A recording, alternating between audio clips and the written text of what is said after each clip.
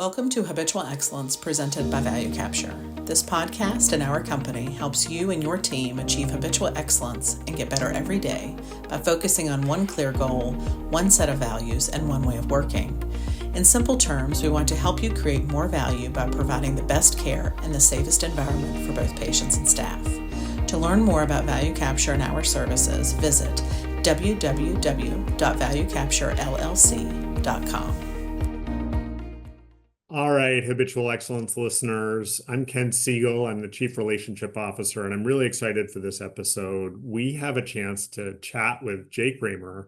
Many of you know in the operational world, Jake and his teaching, his contributions at many levels. He was the Director of Education at the Shingo Institute and one of the sort of pivotal voices, both in creating the model and shaping it over the years, and remains a great thought leader in this international space of the best, trying to do the best for the right reasons.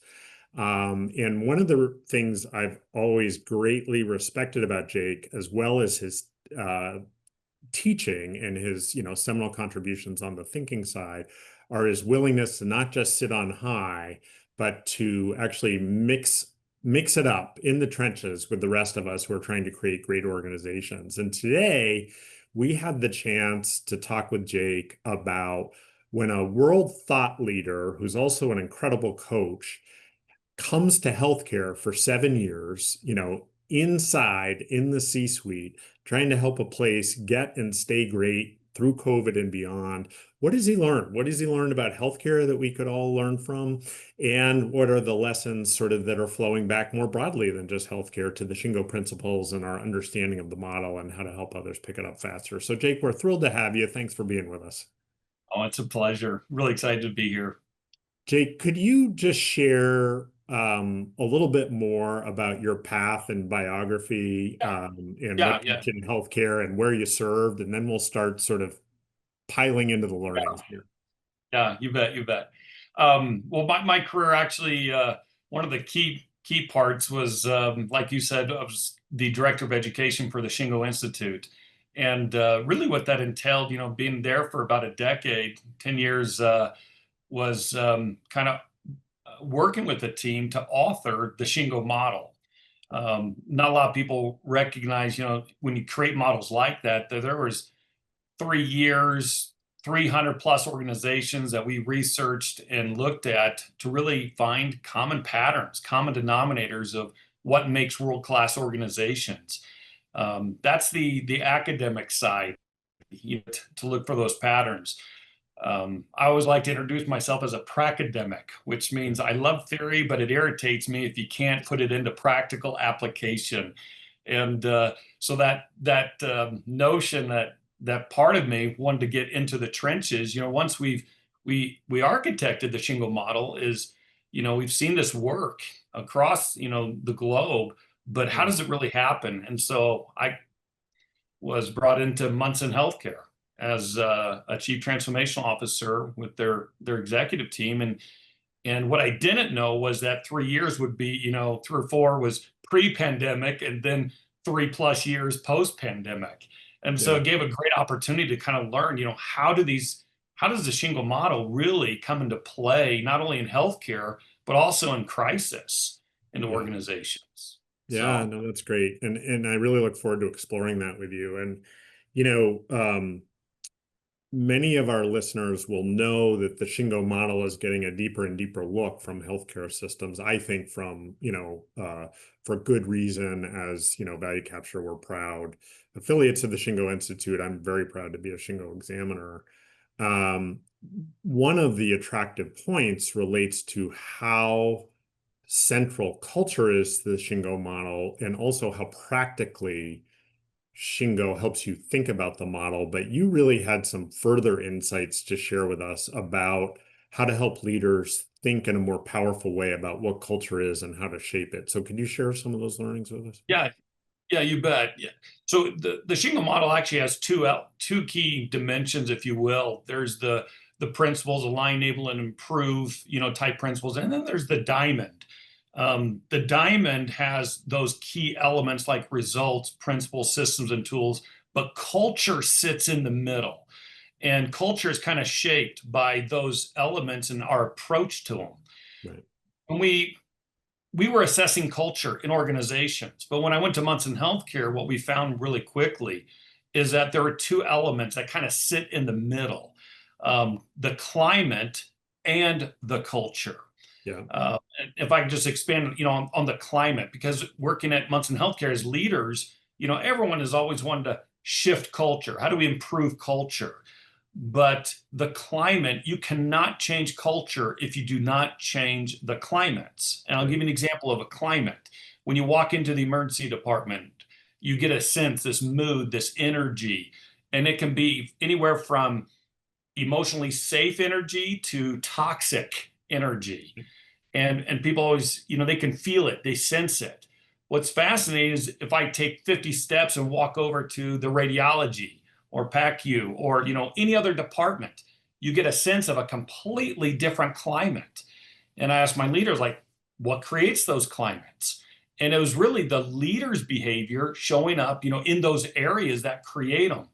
I can't tell you how many leaders, came up to me and was like, Jake, I just have disrespectful people. And by the way, that wasn't a conversation we had at Munson. That's probably another healthcare system. Yeah. But then I'd ask them, do we allow disrespectful behavior to occur? And, of course, the leader's like, well, maybe. I was like, well, then you're creating a climate of, that disrespectful behavior is okay. And so, our leaders started to recognize, that we were creating these you call them microcultures, but we called them climates in every one of those areas. We had a range from positive to not so positive. And that's why our first 3 KBIs, key behaviors, were all for leaders, not for the team members, not for the managers. They're really just for us as leaders. And we came up with a list of them, but the game-changing ones, there was only 3 of them. And those behaviors are the ones that we really put into play for the leaders to show up. And there are behaviors like leaders coach to encourage goodness of intent and address disrespectful behavior. That was one. We had another behavior. Leaders focus on failure in process and systems rather than criticism about individuals. So as leaders start to do these more patterned, and of course, we bake these into our systems, to help leaders. So they're part of our one-on-ones, part of our coaching, part of our rounding, part of our annual alignment summits. We talked about those 3 key behaviors. That was critical for us as an organization because the more we had leaders walking the talk on 3 key behaviors to start to align our climates, culture shifted so much easier. Because culture can be nebulous, it can be big, it can be overwhelming. Right. And I love it for lots of reasons, Jake, and I'm sure it resonates with a lot of folks, both of the challenge of what is culture and shaping it at the upper level, even if you do understand Shingo and how the systems and the behaviors based on principle drive what people do, which is the culture. And that just the whole climate metaphor, I think, speaks to us as humans about there's a feel to it. There's the humidity level. There's is it raining or not? And, and we all know when we're in a work environment or a human environment that feels good or doesn't feel good and what those objectives are. And, great organizations, I know others that talk about it about 3 levels deep, the feeling has to be right. And we're only as good as if there's a dark spot in the organization where it really isn't true and the microclimate isn't right for everybody. And we have to find those and drive our system so that we're finding those and causing those to change. So I love it. I think it's a huge contribution to how we think about culture and what leaders do. And of course, you built it into your systems and shifted. I love hearing it. I love it. Yeah. And it also created ownership. Leaders knew what they owned their own behavior versus looking outward to everyone else. Like, oh, everyone else needs to act this way. It's like, no, leaders, you got to own the first key behaviors to do this. So it's part of owning the full climate in your area, which is sort of I love it. I love it. You are also being a keen observer. You observe some things about some of the disciplines needed to run a great habitual excellence system or operating system, including leader decision making. And what did you observe about how healthcare is following or not following the needed disciplines? I'm not sure, it's interesting, that one of our, I want to say one of our challenges, as leaders, and I want to say in healthcare, but also in other industries. I've seen this in other industries as well, but we had a challenge as leaders, of not knowing how to say no to stuff. Mhm. We would say yes to almost everything, and all of a sudden we were, overwhelmed by all the things. I mean, our strategies got too big. The performance metrics got too big Yeah. because we kept saying yes to everything. And if I go back to, some of the Shingo principles, this one is really centered on creating constancy of purpose and embracing scientific thinking. Mhm. And we call this, the flow to know. How do we flow a no? Because everyone knows how to say yes to stuff.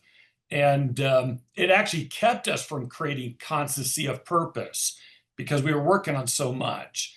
And it really came to two key elements: getting really clear on problems and learning how to filter the noise, how to prioritize and filter.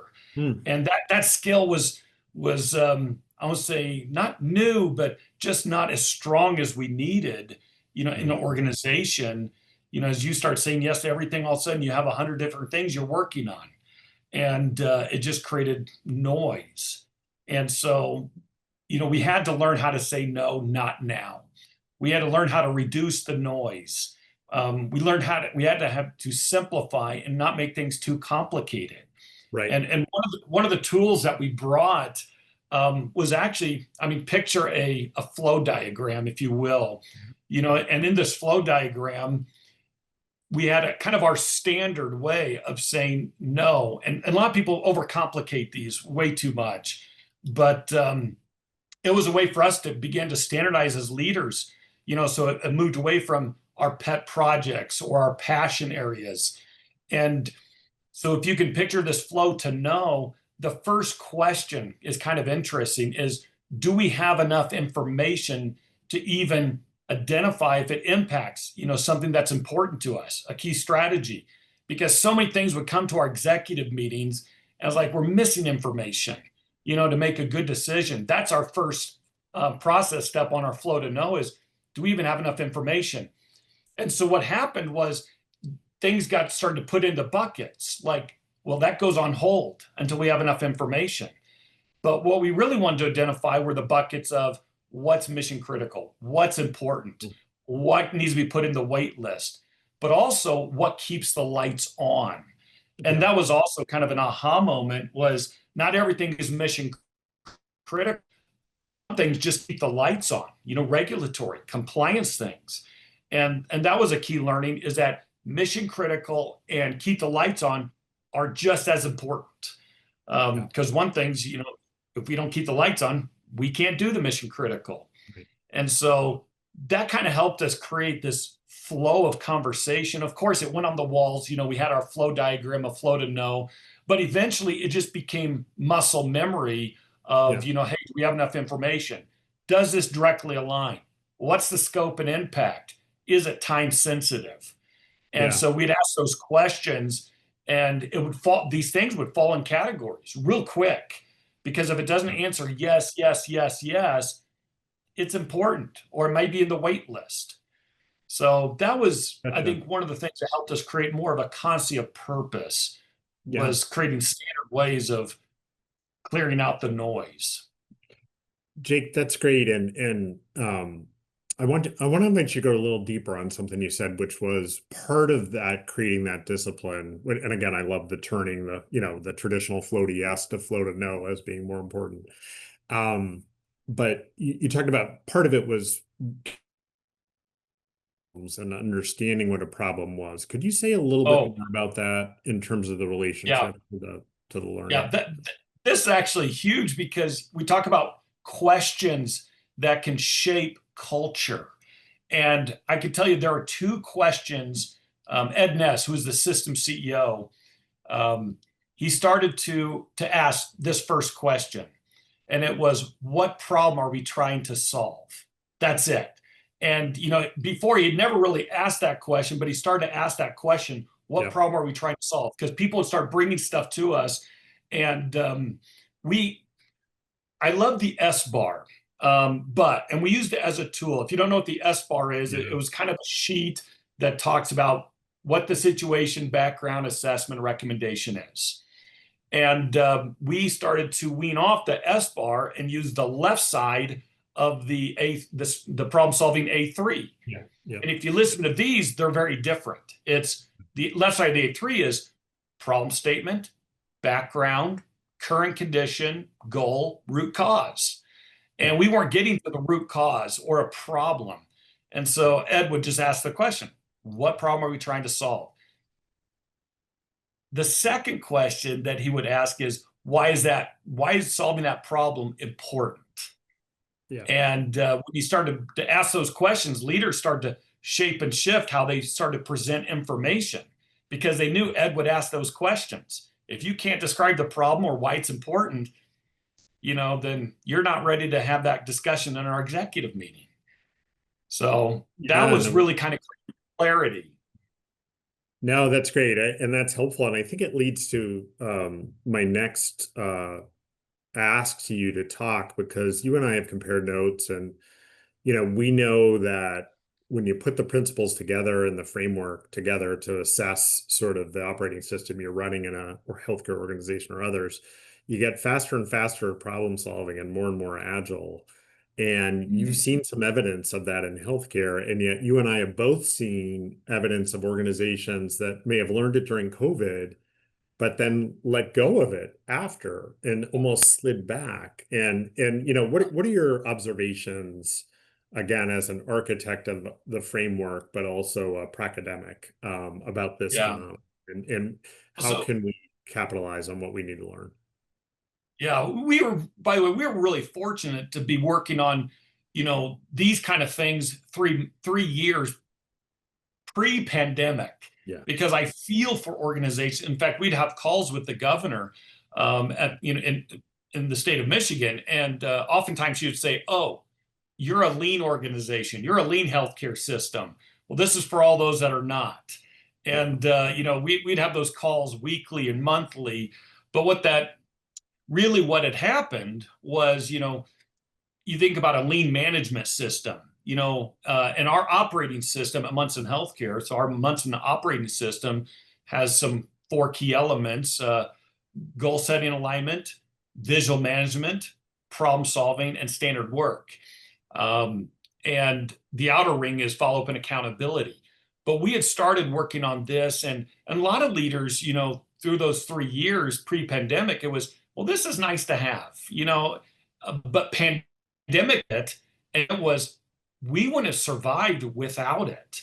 In fact, a leader came up to me and said, "Jake, you realize that we just had 10,000 people have cascading huddles that started at 7:30, ended at 9, and we were able to cascade up key problems, and we were able to address them by the end of the day. And by the way, we did that without email." And now leaders were like fully bought into, this is why we do problem solving. This is why we do cascading huddles. And fortunately, that muscle allowed us to be more agile, because problems were occurring daily, with the pandemic in healthcare, but we could address them so quickly. And because we had a mindset of constantly evolving, our huddles evolved. That language of problem solving, became more clear as we had those. We didn't have time to fill out an A3, for every problem, but we knew how to have problem-solving conversations. And these kind of things allowed us to be more agile through the pandemic. And after, right? Munson's kept it going. And that's what kept them. I mean, today it is running. My heart feels good because of Munson Healthcare. They're still using. The Munson operating system, the alignment framework, they are, if not stronger today, because they saw them as a nice to have and then a need to have, and now it's this helps us in the future. Yeah, and and we see that too, the places that hopefully were evolved, already got through better with definably better outcomes, more worker retention, other things, and better outcomes for patients. And if they've realized that it wasn't just, sort of the urgency of COVID itself, and a more of a command center approach, but realize what got them through and why people feel pride about it, Yeah, and keep it going, they are getting through the current uncertain times around business models faster and more agilely, and they're able to test more things and move forward, than yeah. others. So I hope others listen to your wisdom on that. Another thing you've taught me relates to, one of those buzzword frameworks that everybody talks about, but we don't necessarily always do so well, is change management. And you have some powerful lessons learned about how to potentially frame that differently. Could you share some of your thinking, Jacob? Yeah, that was, again, going through this actually, one of the key topics was change resistance or change management, especially going through the pandemic as leaders. Because I remember bringing this to the executive team and all their heads nodded. Yeah, we need to understand change management because we're changing on a dime. Yeah, All leaders' heads were nodding, but but I'm not sure what this means to us. How do we do change, change management? Um, and so we brought that into our leadership development, our onboarding, which is part of kind of it's paired with our lean efforts, continuous improvement efforts. If you know continuous improvement, you have to know change management because it's not if, it's when. People resist just by disrupting their daily norm. And how leaders handle that is a deep element of respect for every individual, because we all, will experience, being challenged and, we have that resistance. What I shared with my leaders, though, is that we can't treat change like, the concept as a general concept. You have to understand what are the key reasons they're resisting. So our plans to address resistance, they're not general, and they're specifically designed for the types of resistance we're experiencing. So as I've talked with the front line, around the world, and then now in healthcare, I can tell you they have not changed. And I can tell you the three resistance we see the most from the front line. The first resistance is uncertainty resistance. They're resisting because they don't really understand, the why behind it. Why make this change? What's in it for me? Why is that going to make my life better? The second resistance is overburden resistance, which means they're not challenging because it's the wrong thing to do. It's just we have so much on our plate that I can't make those kind of changes. And so that overburden resistance, which was kind of due to our ability not to say this stuff. But then the third one, which is the emotional one, is the attachment resistance. They are yeah, so attached to, their boards or their forms or things that they created. And each one of those resistance, there's actually specific things that you can do to address it. Like the attachment resistance, involve your people, involve them in the creation of, use their creativity, make them part of. And when you involve them, you start to mitigate that attachment resistance. Overburden. As leaders, we've got to reduce and understand priorities. They can't be working on, 20 different things if you really want them to work on three really well. And then uncertainty. This one's ongoing. Leaders constantly communicating. It's not an event, it's ongoingness of purpose and why. So when our leaders really understood that we can address certain things, certain resistance, this became more than just project management. And we right. treated a lot of things with project management, not with change management as a partner. So we actually partnered those two up. We had a project management department, we had our CI, change management. No, they're working together on this Yeah, one.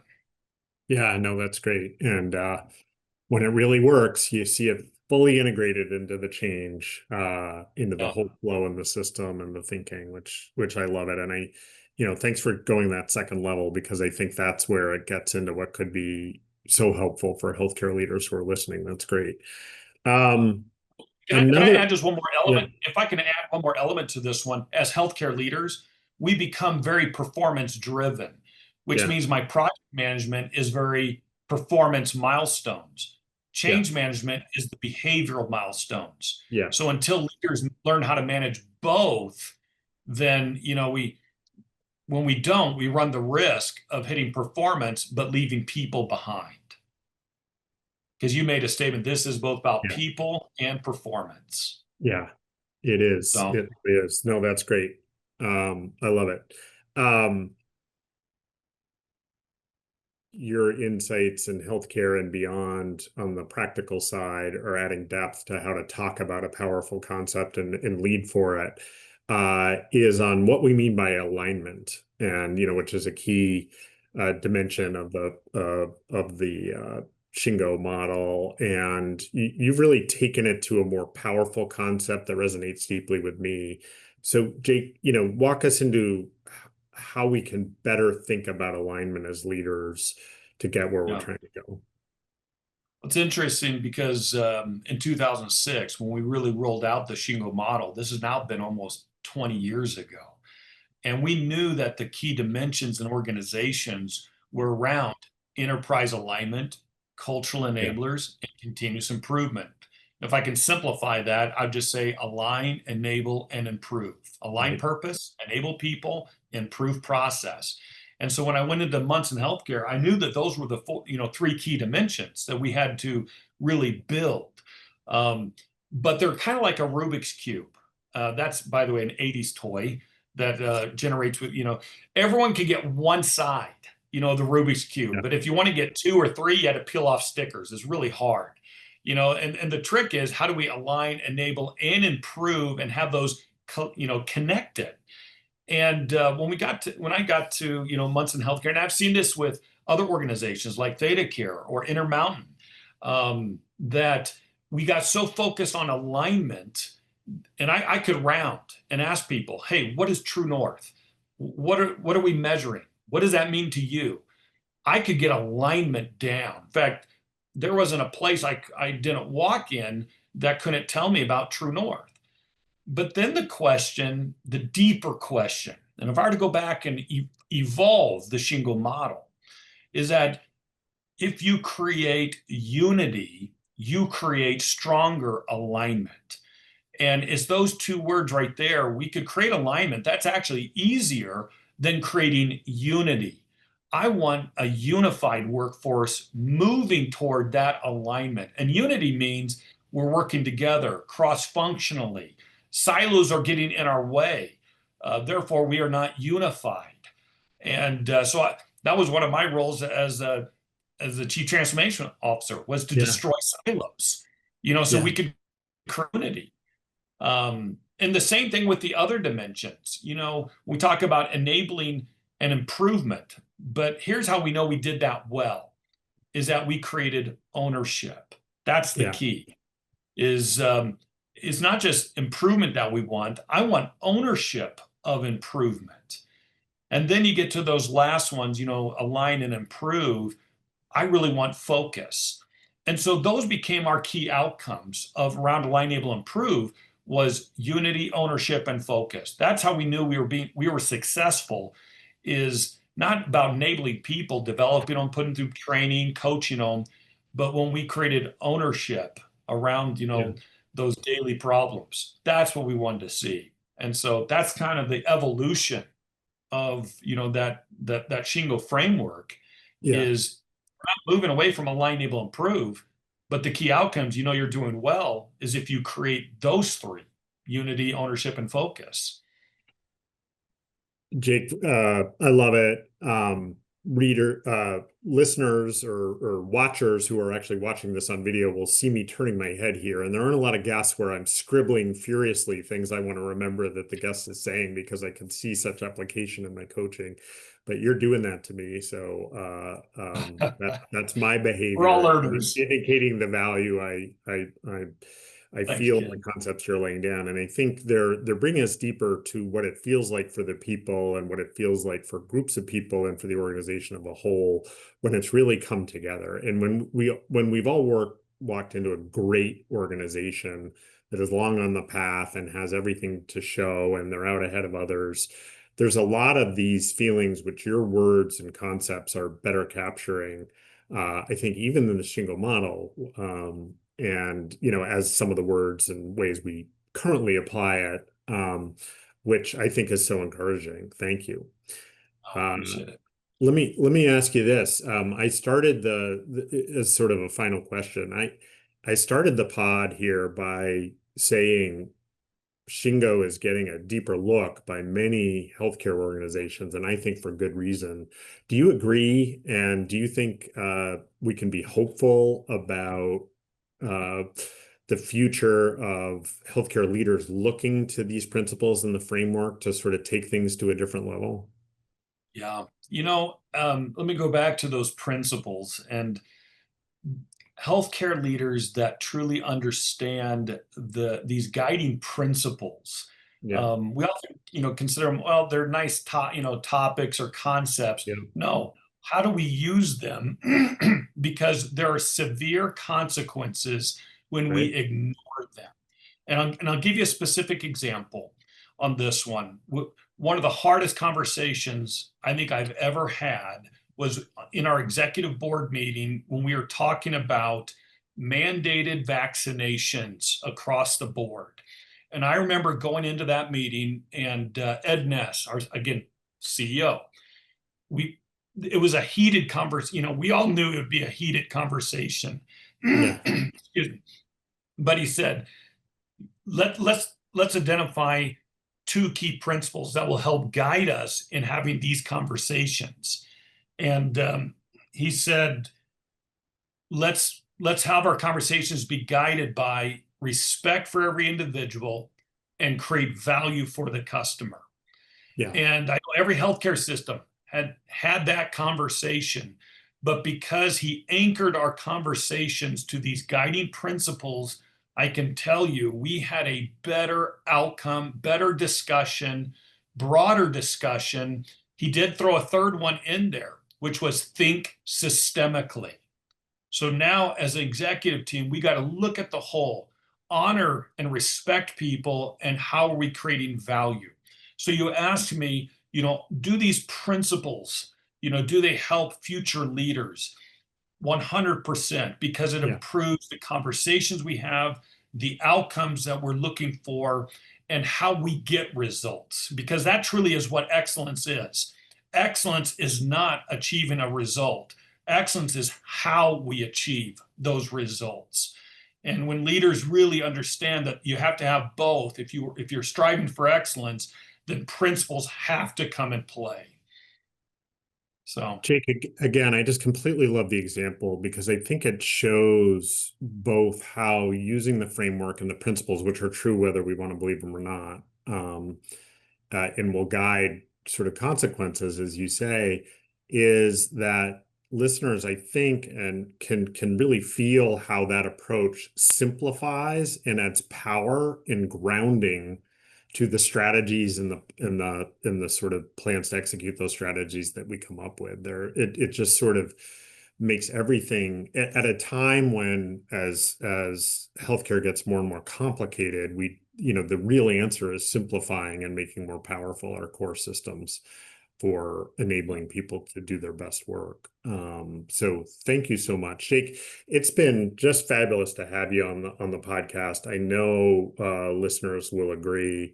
If folks want to learn more about your thinking and get in touch with you, what's the easiest way for them to do that? Well, the principles, you can, go to the Shingo Institute's website. You can look at the model there. There is a lot of affiliates, Ken, you being, one of the key affiliates. There's several out there that, that talk about these kind of things. Um, there's always, resources, to pull from. Yeah, Excuse me, practicing is probably one of the best ways of learning this, and just, not waiting until you're perfect with perfect knowledge, but we learn by making mistakes, so like you said, keep it simple, begin to practice. Well, you remind me of other great leaders who try to make it not about themselves and remind people it's about each of us and that it's all in the doing, not in just the thinking. So we appreciate that. Those that want to, Jake is not hard to find. He's got a new enterprise where he's trying to help people understand how to make the behaviors more powerful, as well as helping the rest of us understand the potential applications to this very powerful framework for thinking about how to build greater organizations. As Jake said, the Shingo Institute is a wonderful source of information and resources on these. And so is our website, valuecapturellc.com.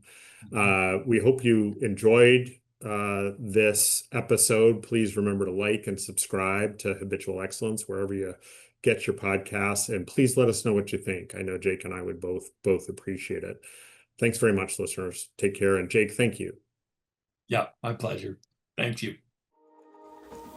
Thanks for listening to Habitual Excellence by Value Capture. We hope you'll subscribe to the podcast. Please also rate and review it in your favorite podcast app. To learn more about Value Capture and how we can help your organization on a journey to habitual excellence, visit our website at www.valuecapturellc.com.